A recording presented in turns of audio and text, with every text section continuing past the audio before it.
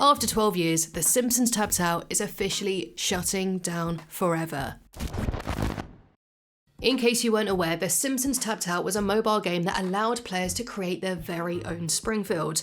You could construct countless iconic and obscure Springfield landmarks, take part in special events, quests, and interact with over 831 beloved characters. Like, who can forget Chester Dupree, Coco Beanie, and, whatever the hell this is. What is it? Homer Dog? What the hell is Homer Dog?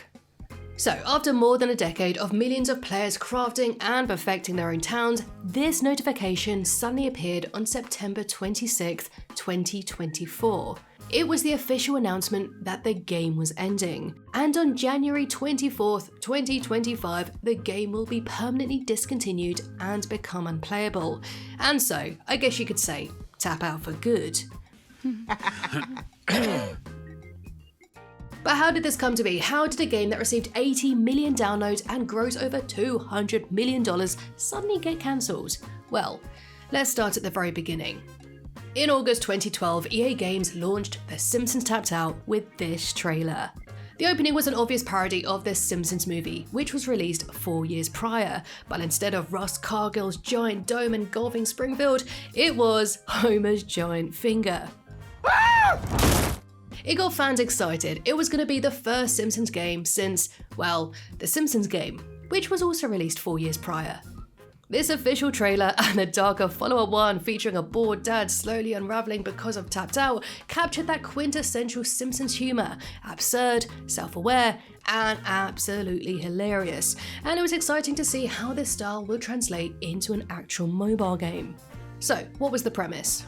When you first enter the game, it opens with Homer working at the nuclear power plant, but he's actually playing the Happy Little Elves game on his MyPad. This negligence results in the nuclear power plant and the whole of Springfield blowing up, and it's left up to you and Homer to help rebuild the town, and is soon aided by other characters, firstly by Lisa and then Apu.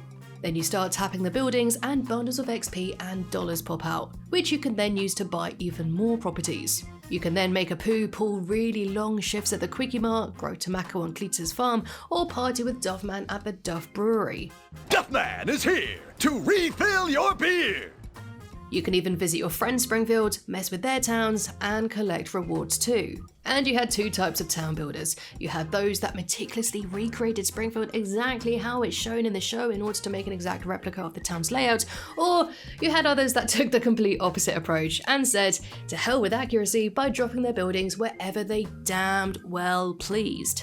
But yeah, the game felt so quintessentially Simpsons that it didn't feel corporate, and I feel this was largely because the writers of The Simpsons were directly involved in the development of Tapped Out. And although they aren't credited, I believe they were Matt Selman, Matt Warburton, and Brian Kelly, just to name a few. In an interview with Vulture in 2014, Simpsons writer J. Stewart Burns, who also developed and served as the game's runner, said, "Nobody gets credited sadly, but I think people get excited about it because they can do stuff they wouldn't necessarily get to do in the show." The writers wrote new storylines and characters' dialogue to ensure that the humour remained consistent with the series. So, therefore, there were exclusive stories in Simpsons Tapped Out that were never in any episodes, stories that I don't even know about. So yes, the Simpsons team collaboration was a big part of the game's appeal, allowing players to experience unique stories that feel true to the Simpsons universe. But this isn't new. The writers have mostly always had a hand in securing the Simpsons identity across its collaborations.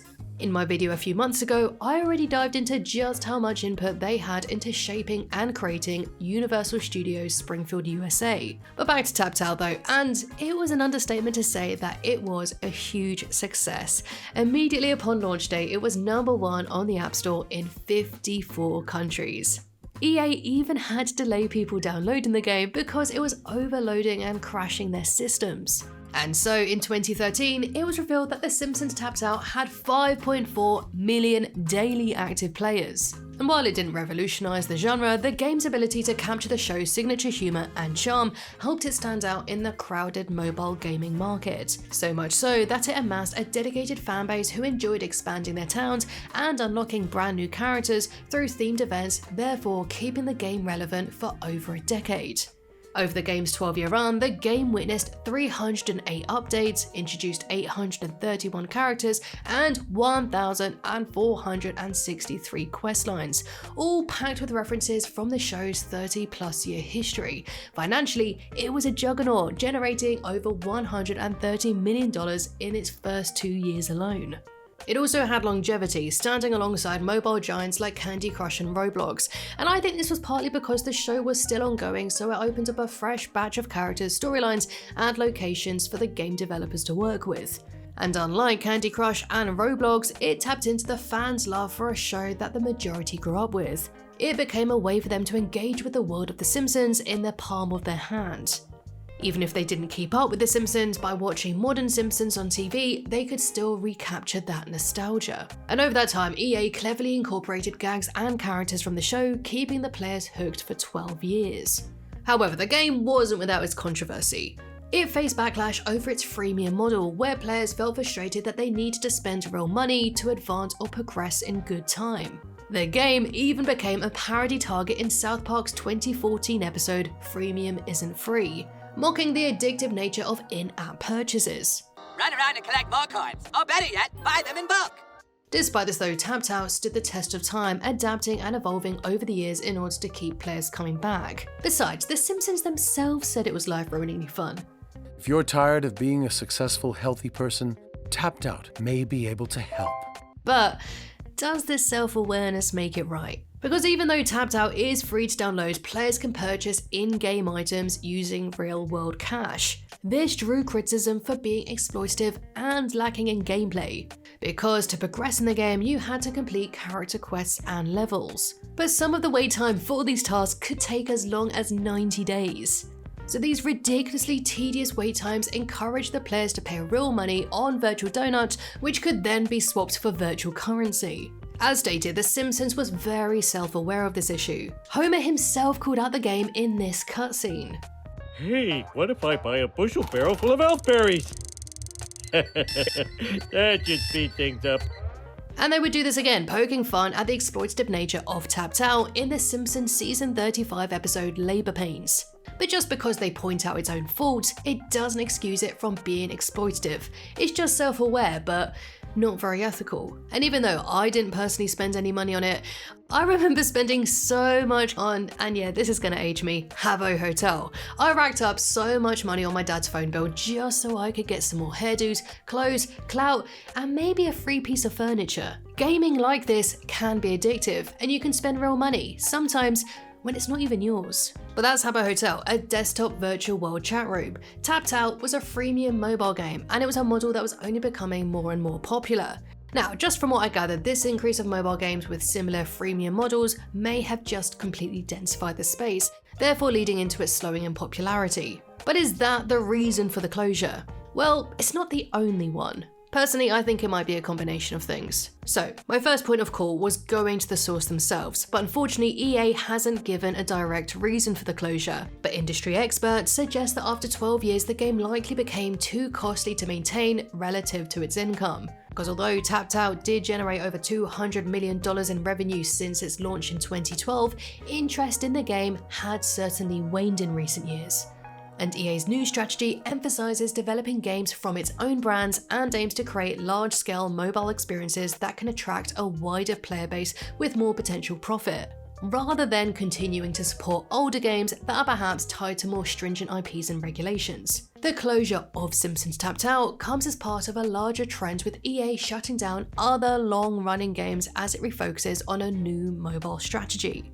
Another possible reason for the game's closure is due to the contract signed by EA with The Simpsons expiring in 2025, having first been signed in November 2005. And now that Disney owns The Simpsons, I think that could be a very big reason. Put on the ears, boy. I mean, we did talk about stringent IPs and regulations, and who has a stronger IP and regulation than Mickey Mouse? I mean, similarly, and going back to Universal Studios, it's rumoured that the Simpsons land is closing there. This is because the licensing deal between Universal and Disney is set to expire in 2028. And there are indications that Disney might not renew the contract, therefore allowing them to potentially incorporate the Simpsons characters in their own parks instead. Well, I don't know about you guys, but imagining a Simpsons land being at Disney will be crazy. But bringing it back to Tapped Out, and well, is it really that sad it's shutting down? It is for dedicated fans. The more I read, the more I felt really bad for the players. I read this really devastating comment from someone called Rodrenat. My mother is 64 years old and has been playing the game since 2015 when I bought her a tablet as a Christmas gift. Last month, she told me she received a message saying the game would end and asked if I could do something about it so she could keep playing. I was very sad to tell her that there was nothing I could do as every app has a life cycle. She was very upset about it. This is so sad, it breaks my heart. Like, imagine this lady who's been building her own little Springfield for a decade suddenly losing it and being so confused by it all. Her entire world deleted within a mere month. Players just like this, who have invested so much time and often money, will completely lose the worlds that they've been creating for several years now. They've built cities, collected characters, and followed years and years of in-game storylines. And in terms of EA and mobile games in general, its closure is a reminder that the content players create in live service games often can't be retained after shutdown. And I believe that this closure will really hurt the trust with players and EA specifically. It really does raise concerns about the permanence of virtual investments, as players will lose everything they've acquired. This opens up the conversation that some players are now questioning whether they should be refunded for past purchases. Purchases that no longer provide any value at all. And perhaps in response to this, EA has since offered some compensation. They will give players 1,300 donuts and a series of short missions to unlock various premium items. But I don't know if that's going to heal a decade's worth of trust here. But overall, the Tapped Out community has not taken this news very lightly, or willingly. They protested on social networks, and some have even created petitions against the news. And yes, there are those that have asked for refunds, but others have merely asked EA to maintain the possibility of enjoying their Springfields after the closure of the servers, meaning that they can still access their towns after the game's closure. But will this happen? Well, I guess it's up to EA, so nah. But what did you think? Had Tapped Out had its time? And did you play it? I'd love to know and chat about it in the comments below. Let's preserve our memories of Tapped Out forever because, well, hopefully YouTube's not shutting down anytime soon. I hope.